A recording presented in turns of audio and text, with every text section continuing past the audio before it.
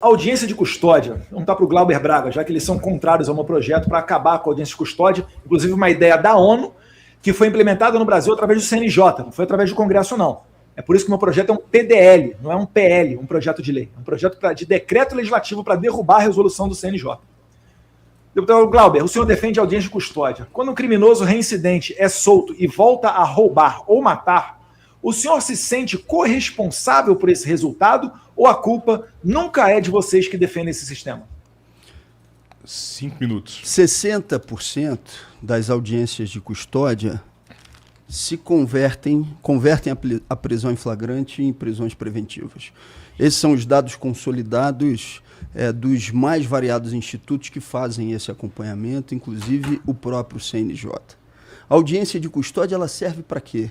Para fazer uma verificação se a prisão foi ilegal, para verificar se houve coação, para verificar se houve por parte da autoridade policial o descumprimento daquilo que manda a legislação. Então, evidentemente, nós somos a favor da manutenção da audiência de custódia. Agora, vocês que se dizem defensores da polícia, uma pergunta muito objetiva, deputado Eduardo Bolsonaro.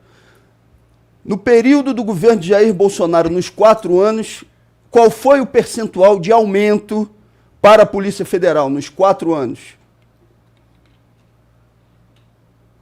Quanto? Nos 4 anos. Qual foi o percentual de aumento para a Polícia Federal? Olha lá, o chat GPT vai procurar. O senhor não precisa buscar o chat GPT, porque ele já sabe responder, porque eu quero responder sem que o aumento durante esse período... Posso complementar? Eu estou no meu tempo. Mas você durante esse período, você decidir, não sou eu. No seu tempo, você responde. Calma, rapaz. Calma, não fica você está perguntando para mim. 0% de aumento. A sua terceira está falando que eu estou pesquisando no chat GPT, tá agora Eduardo, a gente viu que ele perguntou para você, mas deixa... Vamos esperar ele concluir, aí você responde. Eu dei um pause aqui, vou dar uma... Só para simplificar aqui, cada um vai ter seu tempo. No tempo dele, ele pode usar para fazer indagações, provocações, enfim... ou as propostas, que é o que a gente realmente quer ouvir.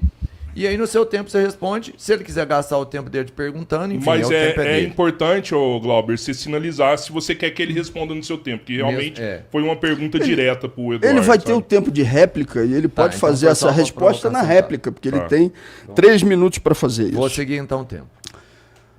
Qual foi o percentual de aumento durante o governo de Jair Bolsonaro para a Polícia Federal? 0. Nos últimos 30 anos, foi o único governo em que isso aconteceu. Vocês dizem ser a favor do hiperencarceramento, e evidentemente nós temos uma posição diferente, e dizem que o fundamental é a construção de prisões. Quantos presídios federais foram construídos durante o governo de Jair Bolsonaro? Nenhum, 0. E eu não estou defendendo que o seja, eu estou indicando a hipocrisia dos senhores. Os senhores dizem que é fundamental valorizar o trabalhador policial ou membro das Forças Armadas. Mas o fato é, o fazem em relação a oficiais, a quem está no topo da hierarquia, porque na base das forças policiais, e eu posso falar de praças das Forças Armadas, vocês são odiados. Odiados. Sabe por quê? E aí vem uma proposta concreta. Porque a Lei 13.954 retirou direitos da base das Forças Armadas e serviu como um instrumento para que leis estaduais de mesma orientação fossem colocadas em prática nos estados, como no Rio de Janeiro, com a Lei 9.537. Nós propomos aqui a revisão da Lei 13.954, coisas que os senhores nunca fizeram. Eu quero ir além. A audiência de custódia ela tem um papel importante para que a gente não tenha prisões arbitrárias e ilegais. E nós não entramos numa lógica, como vocês tentam impor à sociedade, de que o discurso gritado ele é o suficiente para resolver as questões sérias de segurança pública. Se a prisão foi adotada ilegalmente, evidentemente, ela tem que ser relaxada. Mas se ela não foi ilegal, ela será mantida, como acontece nos dias de hoje, onde 60%, eu vou repetir os dados, das prisões em flagrantes se convertem em prisões preventivas. Nós defendemos que exista nas forças policiais ciclo completo, carreira única. O deputado Bilinski fez careta porque ele já é conhecido pela base das polícias de não defender e boicotar esse tipo de proposta que é altamente aprovada pela base. Os senhores defendem oficiais, defendem generais. Os delegados próximos ao deputado Bilinski são defendidos por ele. Agora, fora isso, os senhores são contra uma parcela significativa da base.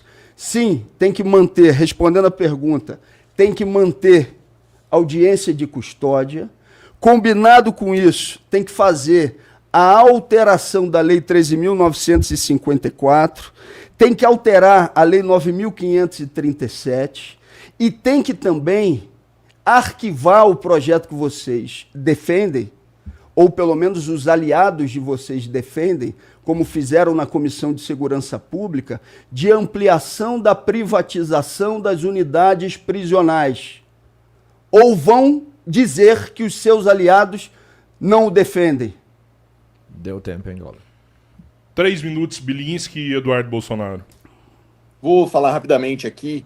A principal questão que o governo Bolsonaro trouxe para o policial era a segurança de que ele poderia voltar para casa. O policial quer voltar vivo. Ele não quer políticos como vocês que apoiam bandidos que vão trocar tiro, matar Qual eles, foi o impedir eles voltarem para casa. Fica quietinho, Glauber.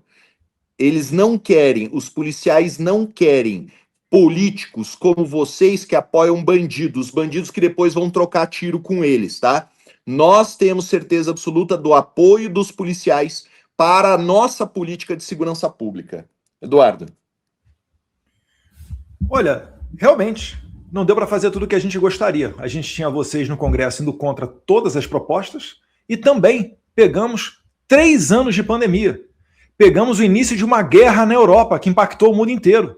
Pegamos a maior seca dos últimos 90 anos. O governo Bolsonaro, basicamente, durou apenas o primeiro ano, que foi 2019. E ainda assim, pela primeira vez em 3 décadas, entregamos um caixa no azul para o governo Lula, que ainda pediu 145 bilhões de reais na PEC da transição e não foi para fazer essa demagogia que você está falando de aumentar salário de servidor, não. Foi para fazer, sabe-se lá, o que com isso? Porque com 145 bilhões de reais, dá para construir 20 presídios Secote, igual ao que tem lá em El Salvador. Presídios com capacidade para 40 mil detentos, os maiores do Ocidente. Então, uma coisa é, quando você tem a possibilidade de fazer segurança pública, né, você o faz. Outra coisa é quando você é impedido de fazê-lo. Mas, mais uma vez, né, a gente tem que ter a mentalidade correta, saber distinguir o bem do mal. E finalizo aqui, por exemplo, você cita um dado, né, ainda assim, 40% dos presos em flagrante são soltos. Olha, esse dado foi feito por uma ONG que foi idealizada pelo CNJ. Então o CNJ fez a audiência de custódia e ainda fez a ONG para medir se a audiência de custódia é boa ou não. É óbvio que eles vão falar que é bom, mas ainda assim 40% de soltos é muita coisa. Eu quero saber o seguinte, Glauber, eu não quero saber se o bandido levado para delegacia de polícia, se ele foi bem tratado, se ele teve cafezinho e água fresca, não. Eu quero saber se o dono da padaria assaltado vai ter a certeza que no dia seguinte esse bandido não vai sair na audiência de custódia para assaltá-lo novamente. Porque depois de ser assaltado 1 milhão de vezes, ele deu a sorte da polícia passar em frente à lojinha dele, à padaria dele, aí prende em flagrante o bandido. E no dia seguinte o bandido está lá de volta para falar: ah, seu Manuel, você chamou a polícia? Agora você vai ver. É por isso que os números de homicídios do Brasil são altos. Porque existe uma impunidade. O cara faz e acontece e não é preso. A gente está aqui defendendo o óbvio. Bandido preso não delinque na sociedade. E eu prefiro mil vezes, né, uma vítima viva e 100 milhões de vagabundos mortos. Por isso que eu defendo o armamento para o cidadão de bem. Tem mais tempo aí, Robertinho? Finalizou, né? A gente vai para a 4ª rodada. Sami Glauber, 4ª pergunta. Eu também não estou preocupado se seu pai vai receber cafezinho ou cafuné na unidade prisional em que ele se encontra. Eu estou preocupado, sim, se uma audiência de custódia serve para que prisões ilegais sejam revistas, porque tem gente como vocês que não prima por fazer aquilo que seja correto. E aqueles que fazem a ação corretamente, evidentemente, isso serve como uma proteção, inclusive, para a verificação se a medida foi realizada com legalidade.